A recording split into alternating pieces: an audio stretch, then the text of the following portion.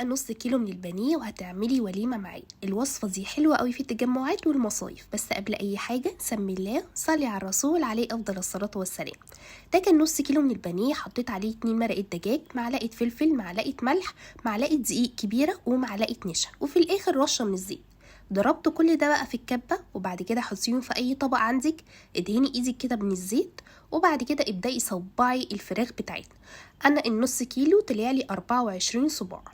جبت طاسة بقى او صينية حسب ما تحبي. انا جبت صينية، حطيت فيها مكعب من الزبدة، شوية من الزيت، بدأت ان انا انزل بكل الفراخ عندي، وطيت النار خالص. اول ما تاخد لون معاكي اقلبي على الوش التاني على طول. بقى لما اتاكد ان الفراخ خلاص استوت معايا، بديها بالظبط معلقه من دبس الرمان كده كبيره. بجد بتقلب الفراخ في حته تانية خالص، لونها وطعمها.